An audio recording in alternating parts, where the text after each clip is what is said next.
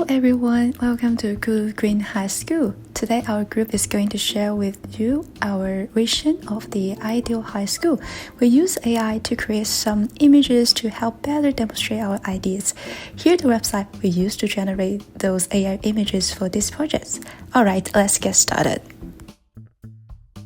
Our school is located in downtown New Zealand. Kudu Green High School is an eco-friendly middle school designed for students from age 12 to 14. Our school name Kudu comes from the Māori words symbolizing new life, growth, and harmony, inspired by the unfurling silver fern. It represents the learning journey of our students and their deep connection to nature. At Kudu Green, we combine academic excellence with a strong focus on environmental awareness and cultural diversity. With the active support of the indigenous community, we strive to build a sustainable and inclusive learning environment for every student. With a team of over 20 dedicated teachers and staff serving around 100 students, we offer a close-knit and supportive school community. Our small class approach allows us to focus on each student's learning experience, providing personalized guidance and a more flexible, student-centered education. Here at Kudu Green, students grow into confident, responsible, and eco-conscious individuals ready to shape a better future. Before we dive deeper to our school's unique aspects, let me introduce our dedicated and trusted team who will guide you through this journey. Meet Angel, Ayako, Farnaz, and Zoo.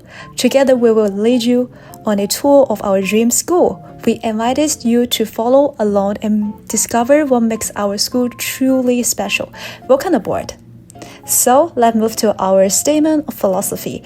In this part, we mainly focus on 5 important aspects. The first one is students' belief. Through real-world collaborative learning, we empower students to become thoughtful, active citizens who lead positive change for both society and environment. The second aspect is principle of teaching and learning. We mainly promote hands-on learning and critical thinking through real environmental activities. Students gain skills and confidence to address local issues and create positive change. The next part is leadership, staff, community engagement. We prioritize collaborative leadership, cultural inclusion, and equity, integrating moral culture, engaging communities, and supporting all learners. Also, we promote sustainability through collective action and education, shaping responsible global citizens. The next one is commitment to improvement. We foster sustainability through innovation, shared leadership, and active student staff involvement. We also empower change makers and strengthen growth through alumni support and community ties. The most important part is about our school value. We honor the indigenous connection to nature and learn from Māori values. We believe diversity enriches an inclusive learning environment. Also, hands-on learning rooted in community and environmental builds civic awareness and empowers students to shape a sustainable future. The first part of my spatial design, I mainly focus on the classroom design. Through my research on school architecture, we decided to use wood as the main material in our school design. This research clearly highlights wood is not only sustainable and eco-friendly, it also helps regulate humidity and improves indoor air quality. Its natural warmth and sound-absorbing qualities create a calm and focused learning space. The use of wooden crafting and kudu patterns also brings students closer to nature and celebrates indigenous culture. We also use solar panels and floor-to-ceiling glass windows to reduce energy use to bring in plenty of natural light. This supports both the environment and students' well-being, making them feel more relaxed and engaged in learning. Inside the classroom, we always use round table to support collaboration and interaction between students. Cultural elements are included in the design to promote respect, identity, and belonging. Next, we'll move to our library design. The library is constructed using natural materials like wood and plant-based finishes, and it's filled with natural light thanks to the floor-to-ceiling glass windows. This not only reduces energy consumption but also creates a calm and open atmosphere for our students. Indoor greenery is present everywhere, from table centerpieces to vertical garden wall, helping purify the air and connect students with nature while they read, collaborate, or relax. Instead of a formal layout, the furniture is flexible and organic, with round table, soft seating, and neutral texture that support their focus. And what truly makes this space unique is the cultural integration. You can observe the Mollywood carving, kudos, spiral patterns, and woven artwork are embedded into walls and ceilings, turning the library into a space of identity and belonging. The last part of my spatial design, I mainly focus on cafeteria design. The furniture in the cafeteria is made from sustainable wood, and the large windows let in plenty of natural light, which reduces energy use and helps students stay connected to outdoor. What makes this cafeteria special is not just its design, but also what it serves and stands for. Many of the vegetables used in the meals are grown right here on campus through our edible garden program, where students get involved in planting, harvesting, and learning about where their food comes from. This hands-on experience builds a sense of responsibility and a stronger connection to the nature. This idea is inspired by the Start a School Garden initiative, which shows how growing food on site helps reduce processed food and supports environmental learning. To make the garden even more sustainable, we've also started a composting system based on idea from U.S. Composting Council. It's turned food waste from the lunchroom into nutrient-rich soil. Even if there is not such a big garden in our school, composting is still a great low-cost way to reduce waste and help the planet. We've included this in our school to help students feel even more connected to nature. The cafeteria also offers healthy and locally sourced meals with options for vegetarian and allergy-sensitive diet, so every student can eat comfortably and mindfully.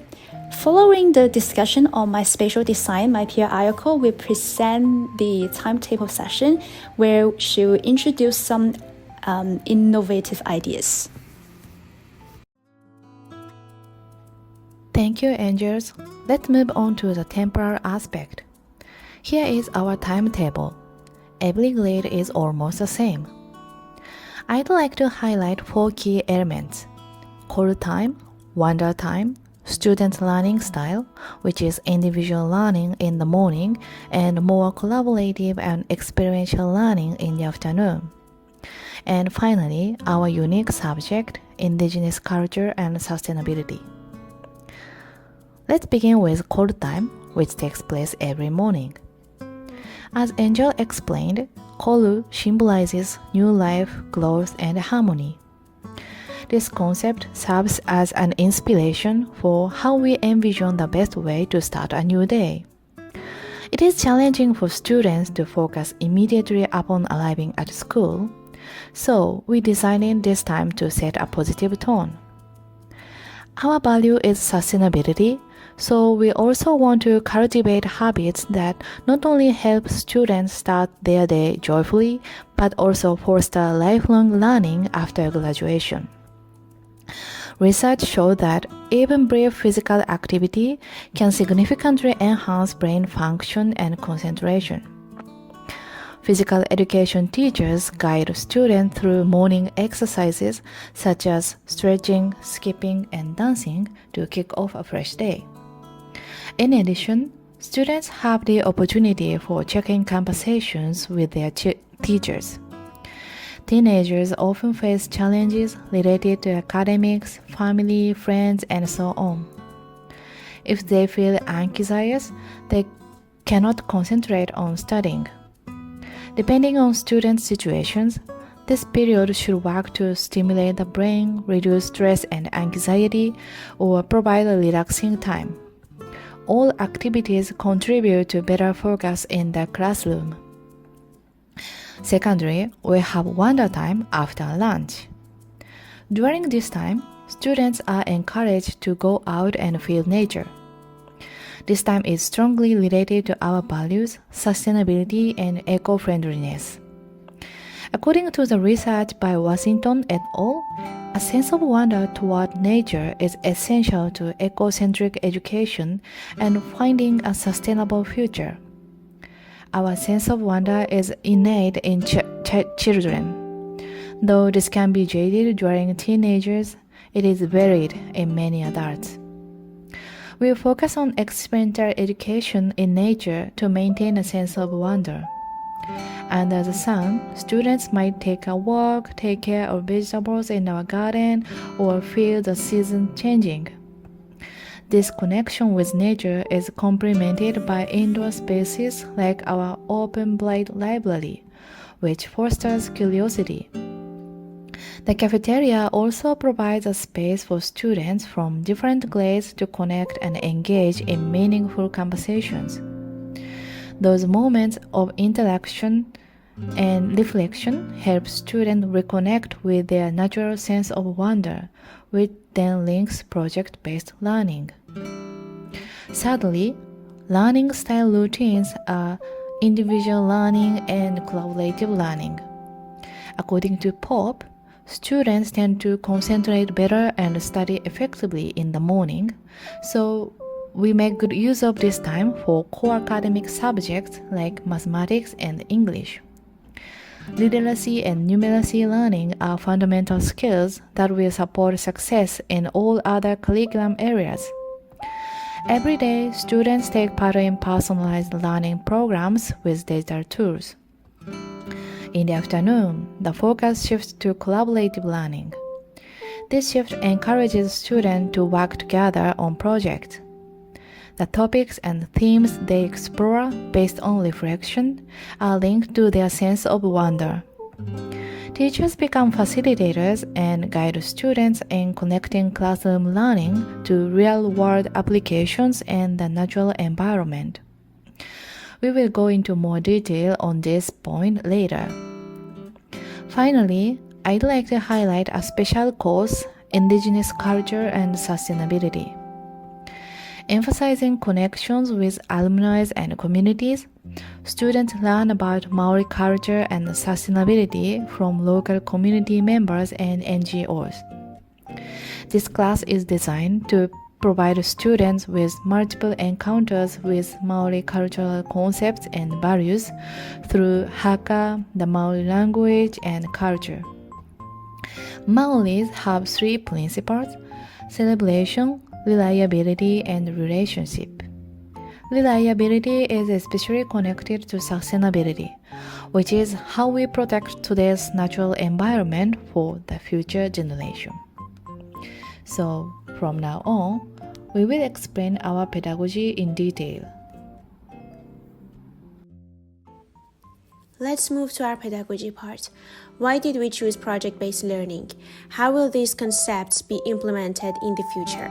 We use PBL in our eco-friendly school because it transforms environmental education into real-life action.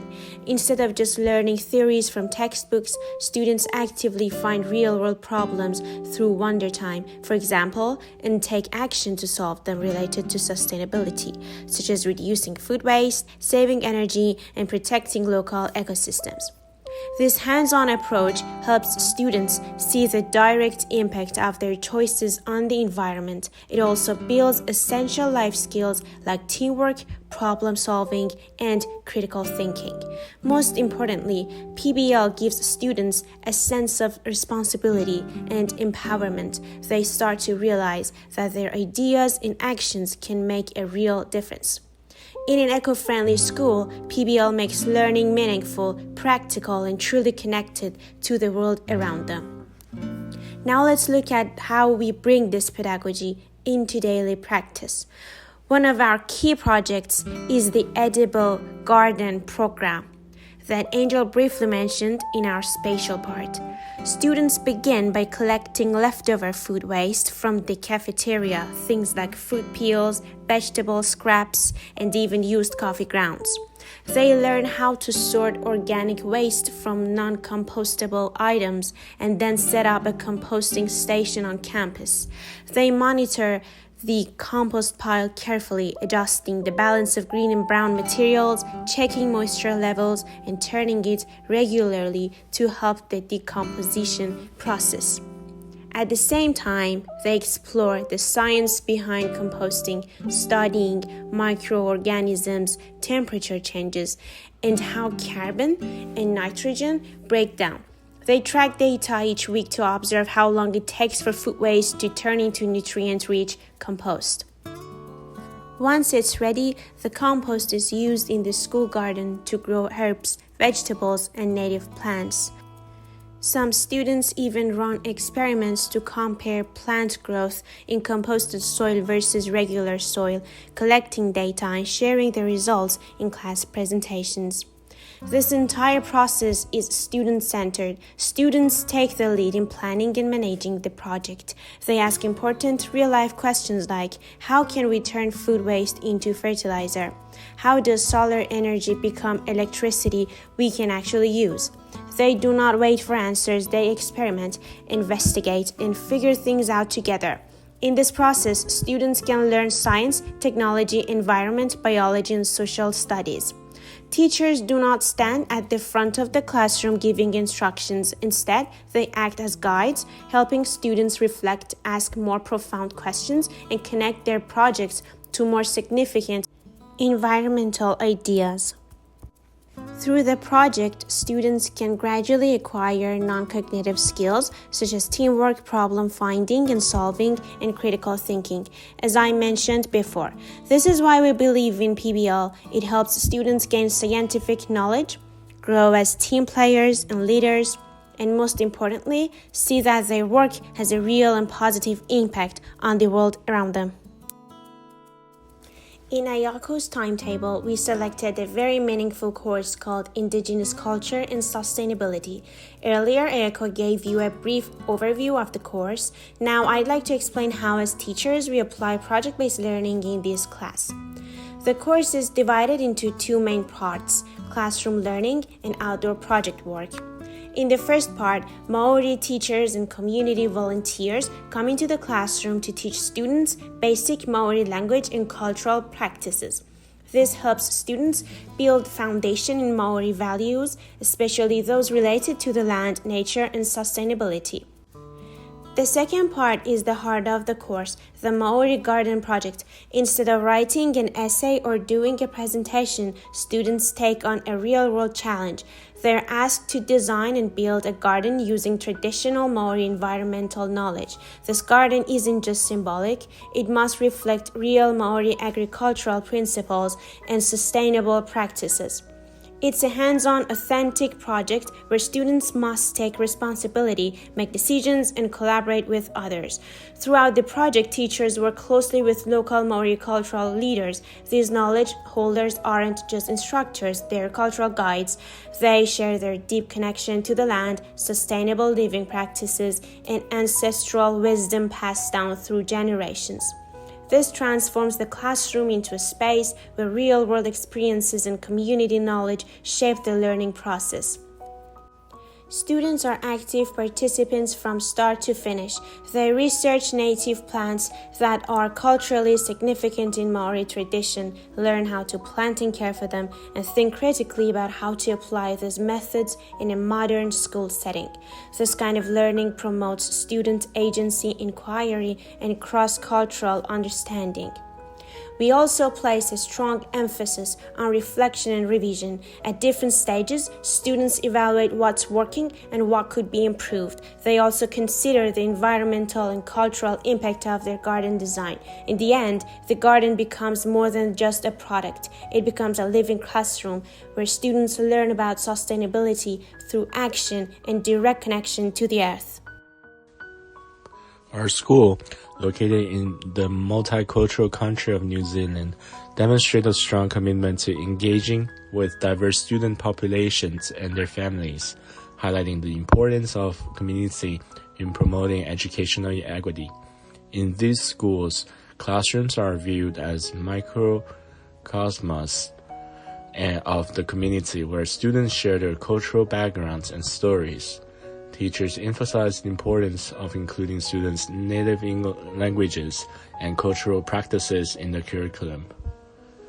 The philosophy of community extends beyond the classroom to the entire school. Visual artifacts, such as bilingual signage in Maori and English, reflect the school's commitment to biculturalism and multiculturalism. Schools make special accommodations for cultural practices. The school actively engage with the wider community, recognizing that parents send their children to these schools to experience a diverse and inclusive environment. Parents from different ethnic groups are encouraged to participate in school functions and contribute to the curriculum. Moreover, parents, alumni, residents of the neighborhood, and other population of the community are actively involved in the school activities and cultural events that display both the solidarity and the diversity of our community.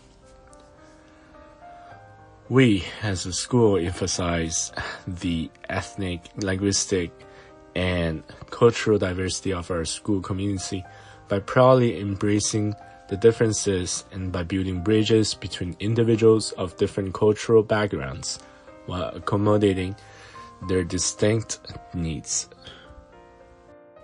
Our students are not just learning in the classroom, but are actively participating in a variety of community activities that enrich their education and foster a sense of social responsibility. Our students from different backgrounds proudly representing their cultures in a community walkathon for a fundraising campaign. This event not only promotes diversity and inclusion, but also teaches students about the importance of contributing to social causes. On the right, we see students celebrating traditional cultural events. These celebrations are more than just fun. They are a vital part of our curriculum, helping students understand and appreciate the rich tapestry of cultures that make up our community. On the side, you see our students joining the NGOs to preserve the environment by planting trees, by rescuing the wildlife.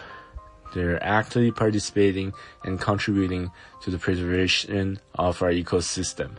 The last picture of the first row, our students are commemorating Remembrance Day with poppy flower, a tradition that instills in them the value of remembering and honoring those who have served the nation.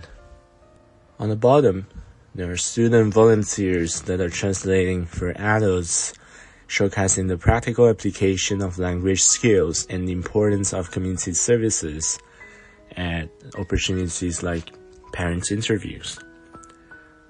In the middle, you see our student leaders meeting with the school administrators, learning about leadership and the decision-making process.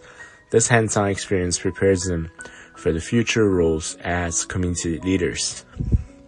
Moreover, senior students are willing to help and tutor and mentor the junior students and prepare them to become the next generation of student leaders. The last picture is showing our students visiting a local garbage disposal facility to learn how it works. This practical learning opportunity raises environmental awareness and encourages students to think critically about sustainability. These activities are just a snapshot of how our schools are fostering a strong sense of community and empowering students to become active, responsible citizens. Thank you for your interest into our school.